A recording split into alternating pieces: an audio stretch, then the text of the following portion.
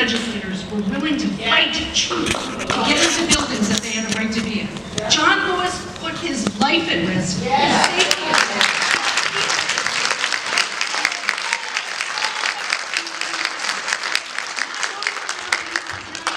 Reaching out to Republicans is nice, but that is not enough.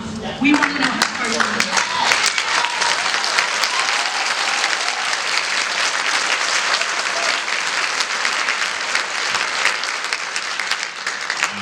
Let me just put in a plug for Iris. Everybody knows Iris. Be in New Haven tomorrow. Wilbur-Cross High School. Run for Refugees. Noon. And you can show your support. Now, there's going to be a snowstorm. Right? I'm going to be there as long as they have it. But that kind of showing is very important. We need more than showing. We're going to fight for legislation, and we're going to try to fight for pieces of legislation that will really make a difference. On the temporary protected status program, on the special immigration visa program, SIV, talking about the Afghan refugees. The administration has pulled the flights for 1,600 Afghan refugees. They have targets on their backs. They can't return to Afghanistan. They have helped us. The Taliban will kill them and their families.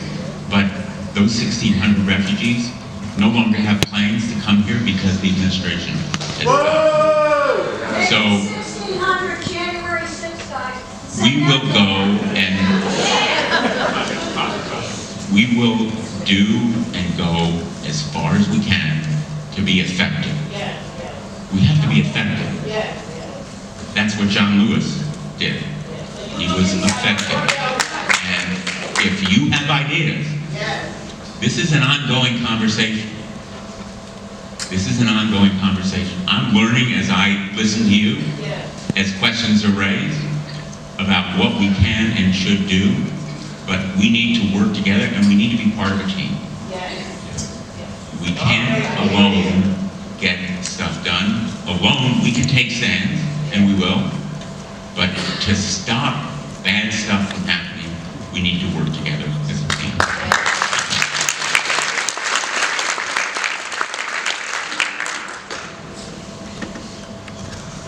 Thank you both for your leadership. My name is Ann Standback. I am here today with my friend Jim Boucher and a large group from Emmanuel Congregational Church in Hartford and our friends at the ACLU of Connecticut.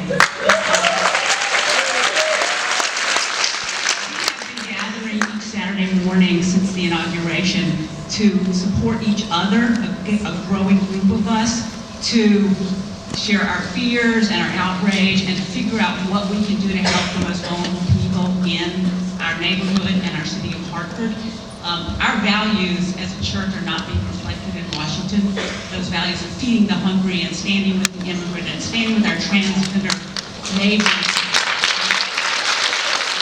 We have decided that, as you said earlier, Senator Murphy, we've got to show up. We are going to be holding a visibility action this coming Friday at 7:30 in the morning on our busy corner of Farmington Avenue and Woodland Street, across from the Mark Twain House. We invite the two of you, we invite everyone here in this room to join us to show our values, because the people, we all share those values. Jim has some flyers if you would like those. So my question is, for faith communities in particular, what can we do to really counter what we do not feel are our faith values being reflected in Washington? How can we uniquely help this fight? Well, thank you for what you're already doing, and count us in to be a part of it and to amplify what you're doing. So, I mean, I laid out the case that I think is the truest and the most potent in terms of changing people's mind, and that's the case around the billionaire capture of our government, the illegal, unconstitutional billionaire capture of our government. But it is also true that people in this country are not as mean as this crowd is. And yet, when they see this kind of meanness... The Trump crowd. The Trump crowd. Sorry. this crowd being the Trump crowd. So, thank you, Parker.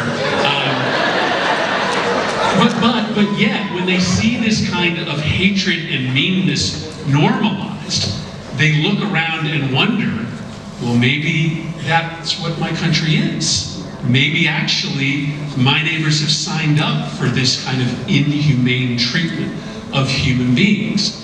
And so, this has got to be a multi-systemic effort. And one of the things we need to do is to show people that that is not who we are.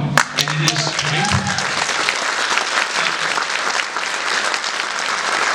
and it is okay for you to decide, perhaps, to align yourself with folks who might not share your specific political values just because you don't want this country to be defined by division and hatred. And the way that you give people confidence to do that is not just through politics, it's just by doing good works. And showing folks that this is actually who we are and this is who you should be as well. So, I mean, there's so many different lines of effort here. The rallies and the actions are important, but just modeling the kind of behavior that actually is in the heart of human beings, it's part of what a good resistance movement is.